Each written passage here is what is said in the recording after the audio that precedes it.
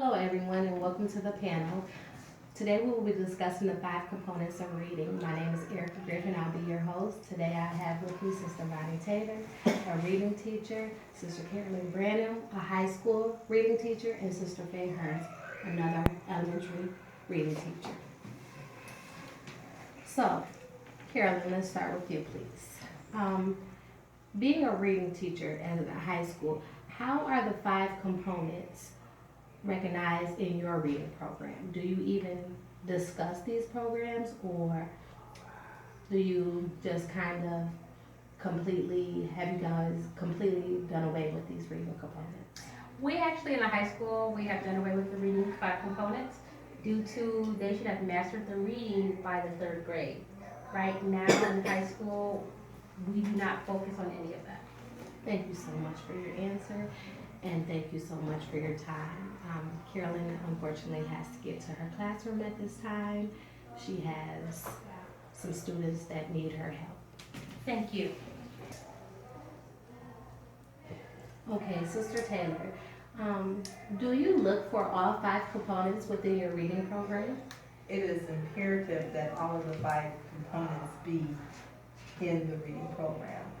And it is also important that the 5 components are held to the fidelity of the program. Okay, and if so, how extensive do these components need to be? First of all, let me mention the components. It's phonemic awareness, phonics, vocabulary, reading comprehension, and also reading fluency. It is important that all of these components be in the program and taught daily to the students. There are several book companies who have the 5 components that are all integrated like in one complete lesson. Okay, thank you so much for your answer. Now, do these components need to be front-loaded? Do they have do they have those 5 components really in front of the reading program? Like I said before, it is essential that these 5 components be front-loaded within the program. And I think a good example is like there are children have many different kind of learning styles. And some students are stronger in phonemic awareness, or they're stronger in phonics, or they have really good reading fluency, but they really don't have comprehension, or they have vocabulary. So it is important that they get all of the 5 components within one lesson where the lessons are taught daily. Okay, and also, is the teacher really teaching these 5 components right at the beginning of this reading program? Do they phase out throughout the reading program? In kindergarten, 1st, 2nd grade, I believe that it is important for all the components to be taught. And then by 3rd grade, some of the components are actually being phased out. And maybe some of the other components are, by 3rd grade, the other components like vocabulary development, reading fluency, and comprehension. Maybe not so much phonics and phonemic awareness at the 3rd grade. Thank you so much. Mrs. Hearns, what type of strategy or activity do you use to address the 5 elements of reading? Well, one of the elements that I use is labeling children's cubbies and work areas. We list their birthdays, we do chores with daily activities, because these activities start with preschool and continue to kindergarten.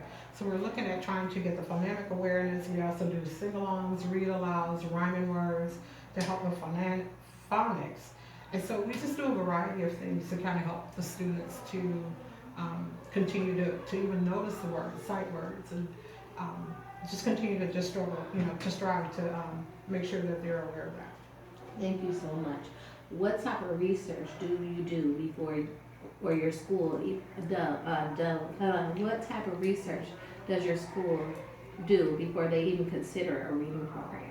Well, I was looking at some research in California, and they, that's the school that I teach in, they saw a decline in the reading test scores of the students, and the parents and educators were very concerned. So they did a reading task force, and they came up with some approaches, and they thought that the strategies associated with included direct skill instructions and the activities strategies most associated with effective whole language classrooms.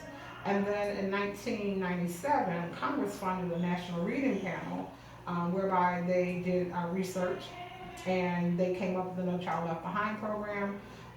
But it shows that all elementary school teachers should be very much aware of the 5 components, which Ms. Taylor talked about.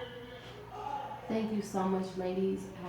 I would like to thank you both, and including Carolyn Branham, for being part of my interview. And this concludes our interview on the 5 components of reading. Thank you so much and have a great day. You're welcome. Thank you. Thank you.